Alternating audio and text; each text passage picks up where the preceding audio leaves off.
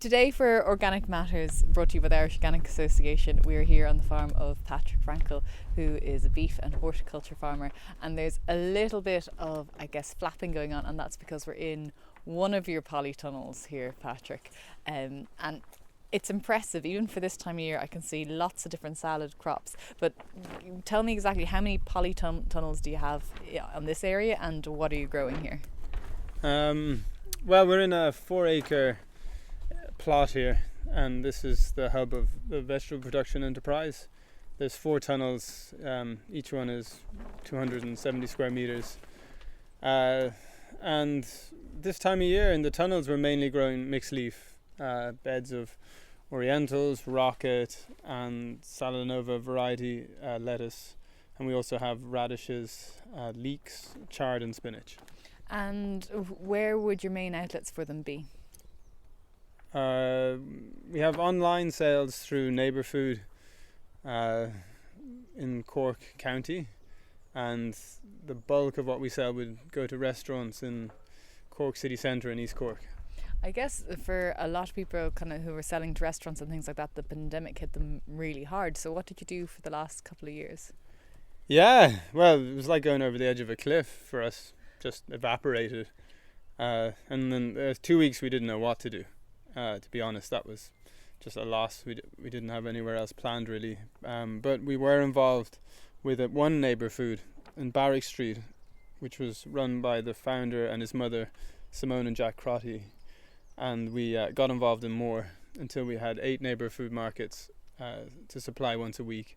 So all our product got channeled through Neighbour Food, all sold online, and yeah, for the whole pandemic it was great. It offered the perfect no contact selling service, and now that restaurants have started up, there's a lot of interest and potential to engage, and everyone seems keen and people are going out, so its future's looking bright.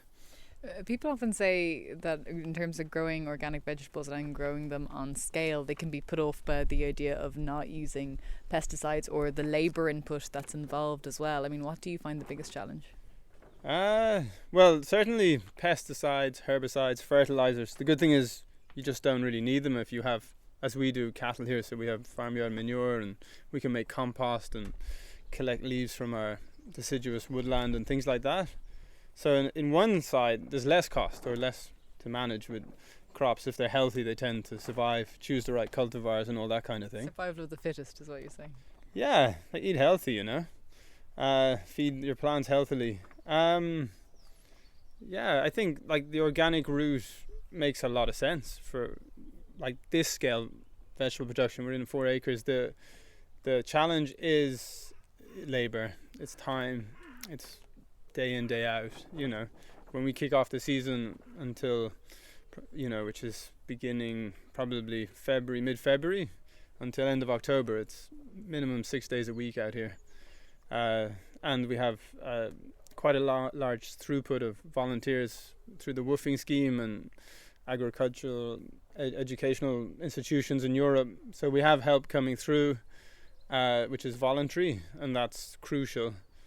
That is the challenge, I guess, is managing a workforce and keeping costs down. I remember visiting you a couple of years ago, and you were full tilt. I think it was nearly high summer at that stage visiting you. But this farm didn't always grow vegetables. Did you realise what you were biting off a couple of years ago when you started? Yeah. But when I grew up, we had 250 Kerry Hill sheep and a herd of 25 Aberdeen Angus cows, and that was it. There was no vegetable production here. I think I did to some degree. I was lucky before I started to spend 1 year with Jim Cronin every second week with a commercial organic course, which you could see it, you could be part of some of the activities, and you understood the time, and it suited my personality type. Actually, I quite like being busy and having maybe one too many variables up in the air, and a little bit of chaos doesn't put me off. I think to sustain it, you have to consolidate, reduce crops, maybe reduce your season so you have more time off, find which customers suit you best to work with, these type of things. But I do feel as a career it is offered a lot of potentials, a lot of like really interesting like learning experiences and open doors to me. And yeah, I really feel it's helped me integrate with the county I live in too. So I had a fair idea what I was getting into, and I'm really thankful for it actually.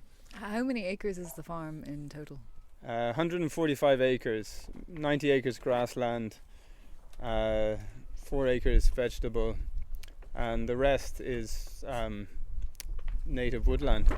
And say when you were growing up, or even when you took over, the 4 acres of vegetables versus the 90 acres of grassland, what makes you more money? Oh, vegetables. I mean, definitely. But, the amount of time we put in here is magnitudes more than what happens in the rest of the farm. It's a bit of a black hole, actually, for that reason, that it's hard to get out of here, because it is a operating enterprise. There's, weekly sales. It's attractive to build this up, but while the other part of the farm doesn't make much money, the turnover might be there, but the profit isn't. Sometimes I struggle actually to find a balance, because farming has that. We grow apples here, and we've got a 4-acre orchard.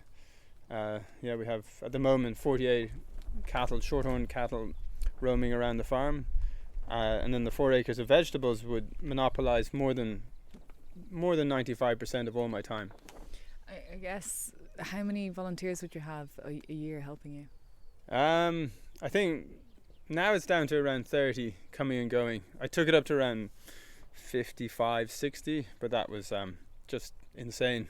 Young people in the summer, trying to keep them working down the straight lines. Yeah, it's really difficult to manage more than a group of maybe 5 people efficiently here without having a sub-manager.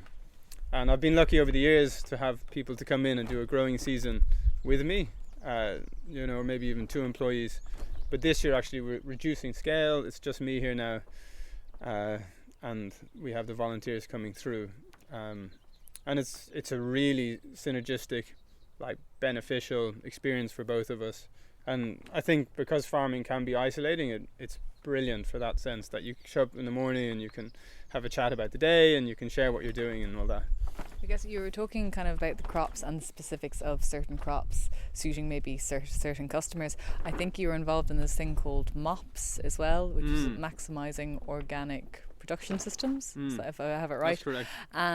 How did you find being involved in that and the impact that had on your business? Yeah, that was an eye-opener. I was, in awe of the other farmers.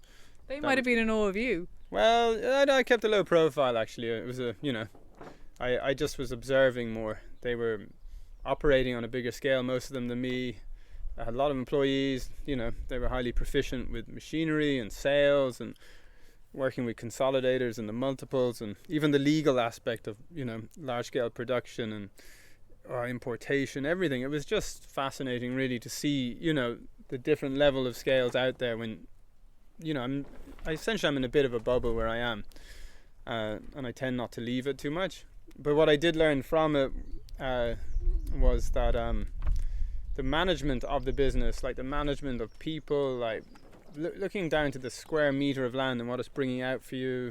A lot of soil analysis was carried on. We had a brilliant advisor in the group, John Hogan, who did many farm visits, and you could bounce off him any idea you had. And I think here we had a lot of variety of crop, but small quantities, which means you can offer more to your client, and you can get a better price and more clients probably than some of the others, because we'd be selling maybe just small amounts to many restaurants, or even private customers and neighbor food customers and all that, but just everything on a small scale. And in one side I think it reinforced that we're doing some things right, and it also showed me some aspects that maybe there's no point in having that crop when the figures came back. And I've actually really enjoyed being part of a WhatsApp group where you could ask questions about sourcing materials, seeds or techniques. And Grace Maher and the Irish Organic Association with John filmed the growers, and that's a resource online, and I've watched all those videos on their farms and they're explaining how they're doing it. And it was educational. It certainly helped the business, and it set out a good structure. John did a full sowing calendar for us, talked about different ways of growing the crops. So really beneficial, really lucky to be involved in that. The wind is picking up and there's some grey clouds. I was wondering, would we have a look at your orchards before the rain comes? Let's go.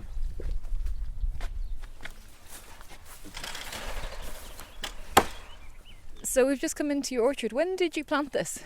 This was planted in 2016. Originally it was a walled orchard, so the setting here is quite tall limestone walls, up to 12.5, 13 feet high, and they surround a 4.5 acre field that is bounding Doneraile Park, a private park.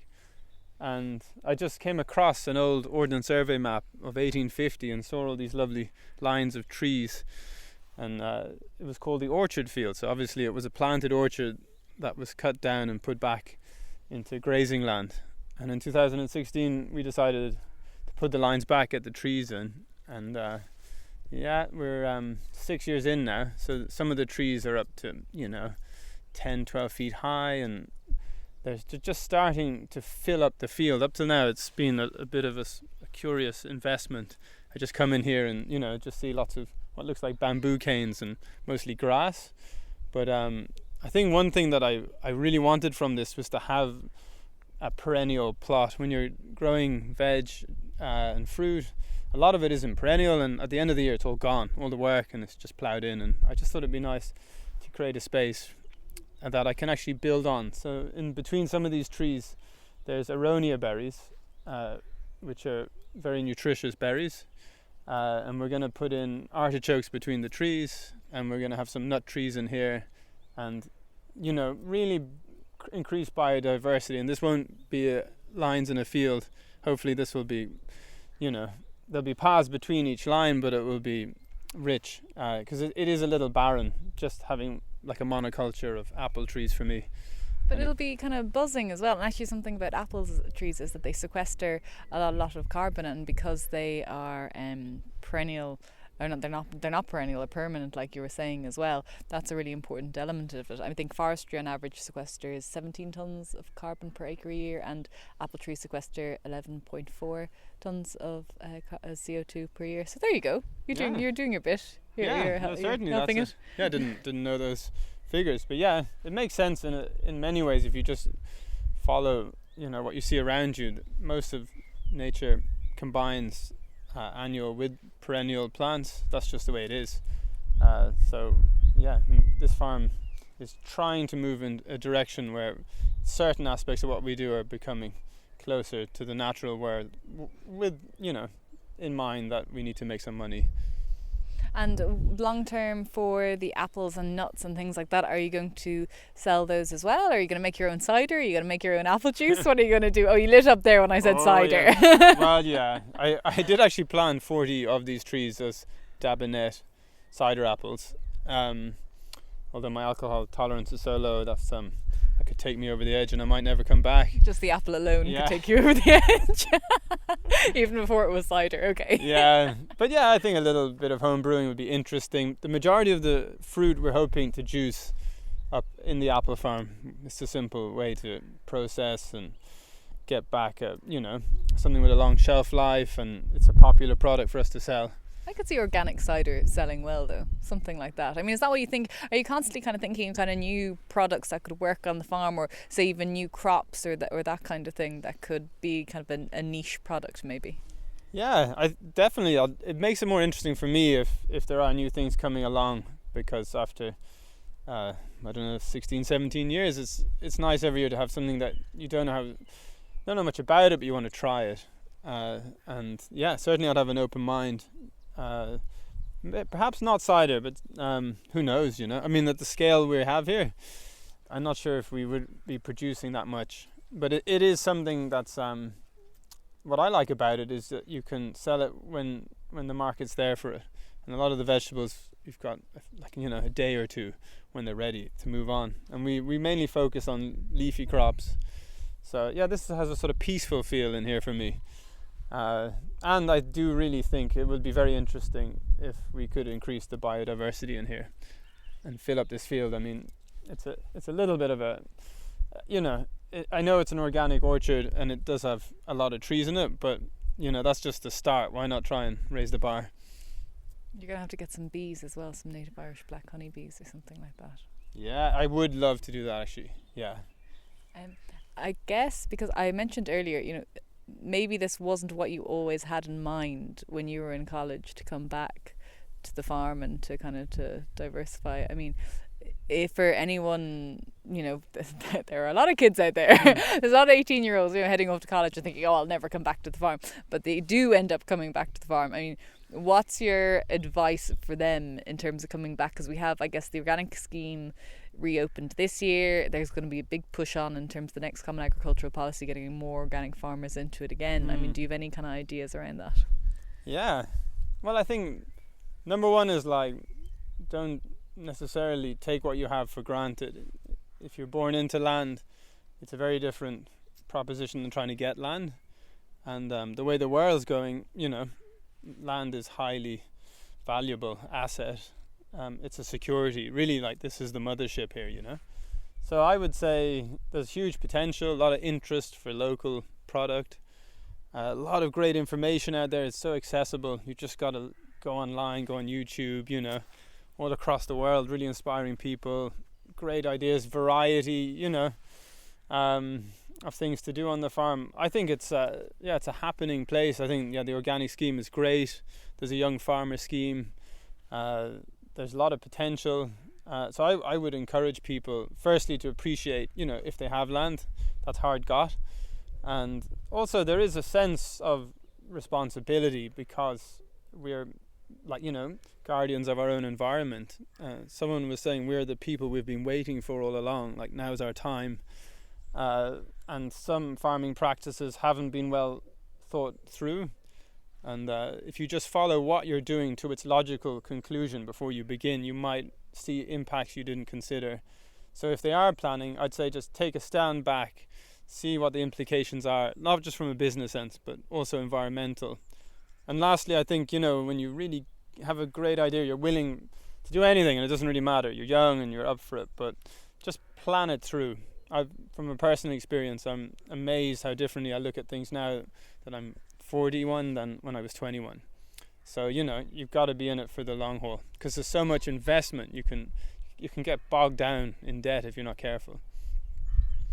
Well, that's a nice note to finish on, a warning note nearly to finish on. Yeah, but Patrick, thank you very much for that. So for everyone out there listening, you've been listening to Organic Matters, brought to you by the Irish Organic Association. And if you want to hear more information, go to www.irishorganicassociation.ie and make sure you subscribe to the podcast as well. But for now, you've been listening to Hannah Quinn Mulligan, and thank you very much for tuning in.